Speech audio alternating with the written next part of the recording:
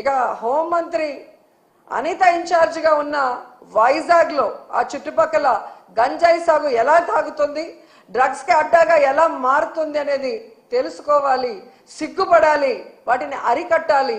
ఎందుకంటే వీటి వల్లే మహిళలకి భద్రత లేకుండా పోతుంది. ఫస్ట్ వీటిని అరికట్టగలిగితే మీరు మహిళలకి ఎంతో మేలు చేసిన వాళ్ళు అవుతారు.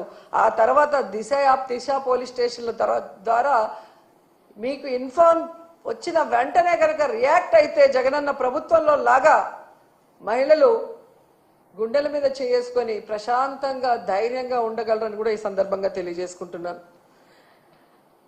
ముఖ్యంగా మహిళా దినోత్సవ సందర్భంగా డిప్యూటీ సీఎం పవన్ కళ్యాణ్ గారిని ఒక 2 క్వశ్చన్లు అడగాలనుకుంటున్నాను. పవన్ కళ్యాణ్ గారు గత 5 సంవత్సరాలు ఊగిపోయి అరుస్తూ మహిళల కోసం ఎంత మాట్లాడారో మనం చూసాం. ఈ రాష్ట్రంలో జగనన్న ప్రభుత్వంలో 30,000 మంది మహిళలు అక్రమ రవాణా అయ్యారు, కేంద్ర నిఘా వర్గాలు చెప్పాయి అని చెప్పి పవన్ కళ్యాణ్ గారు మాట్లాడారు. మరి ఈరోజు మీరు అధికారంలోకి వచ్చారు కదా, ఆ 30,000 మంది ఎక్కడున్నారో కేంద్ర నిఘా వర్గాలు మీకు చెప్పలేదా? వాళ్ళని ఇంటికి తీసుకొచ్చి వదిలిపెట్టడానికి మీ ప్రభుత్వం ఏం ప్రణాళికలు చేపట్టిందో ఇంతవరకు ఏ రోజు డిస్కషన్ చేయలేదే. అంటే నీ రాజకీయం కోసం ఆడబిడ్డలను ఉపయోగించి అబద్ధపు ప్రచారం చేస్తూ జగనన్న మీద విషం చిమ్మాలనుకోవటం ఈ రాష్ట్రంలో ఉన్న మహిళలందరూ కూడా గుర్తిస్తున్నారని కూడా ఈ సందర్భంగా తెలియజేసుకుంటున్నారు. ఎందుకంటే మీరు ఒక మహిళా ద్రోహి. మీ రాజకీయ లబ్ధి కోసం మహిళల పేర్లు లేదా ఇలాంటి ఇష్యూస్ వాడుకుంటున్నారే తప్ప అధికారంలోకి వచ్చాక వాళ్ళకి మంచి చేయాలి, న్యాయం చేయాలి అన్న విషయంలో మీకు చిత్తశుద్ధి లేదనేది సుగాలి ప్రీతి విషయం కూడా తీసుకుంటే అర్థమైపోతుంది.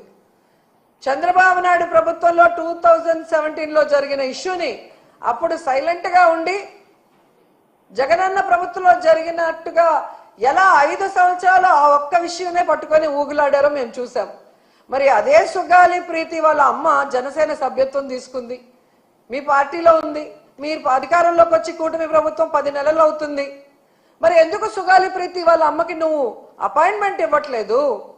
ఆ అమ్మాయికి న్యాయం చేయడం కోసం మమ్మల్ని అడిగిన ఆ సిబిఐ ఏదో మేము చెప్తే కేంద్రం వినదు, కానీ మీరు అధికారంలో ఉన్నారు ఎన్డీఏ ప్రభుత్వంలో. మరి కేంద్ర ప్రభుత్వం మీద ఒత్తిడి తీసుకొచ్చి ఎందుకు సుగాలి ప్రీతి కుటుంబానికి, సుగాలి ప్రీతికి ఆత్మకి శాంతి కలిగించి ఆ కుటుంబానికి న్యాయం చేయట్లేదు అని అడుగుతున్నా. కేవలం రాజకీయం కోసం వాడుకొని ఈరోజు వాళ్ళ తల్లికి అపాయింట్మెంట్ ఇవ్వకుండా అవమానించావని ఆ తల్లే చెప్తుందంటే మీరెంత మహిళా ద్రోహి అర్థమవుతుంది. వాలంటీర్లుగా ఉన్న ఆడపిల్లలందరూ నా అక్క చెల్లెళ్లతో సమానం. వీళ్ళందరూ కూడా 5,000కి ఏమి వస్తుంది, 10,000గా వీళ్ళకి చేయిస్తాను అన్నావు. ఈరోజు అధికారంలోకి వచ్చాక 1,70,000 మందిని రోడ్డున పడేసి ఉద్యోగం లేదు, జీతం లేదు, వాళ్ళ జీవితాలకి దిక్కు లేకుండా పోతే ఎందుకు నోరు తెరవలేదు? అంటే పవన్ కళ్యాణ్ నువ్వు మహిళా ద్రోహి కాదా అని అడుగుతున్నా.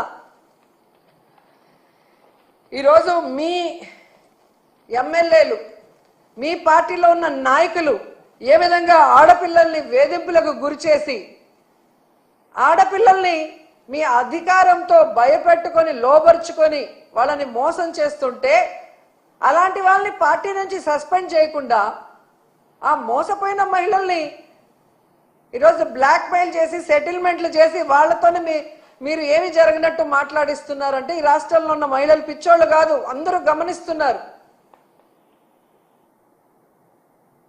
సో ఈ రాష్ట్రంలో మహిళా దినోత్సవం జరిపే అర్హత కూటమి ప్రభుత్వానికి లేదు. ముఖ్యంగా చంద్రబాబు నాయుడు గారు, పవన్ కళ్యాణ్కి అయితే అసలే లేదు.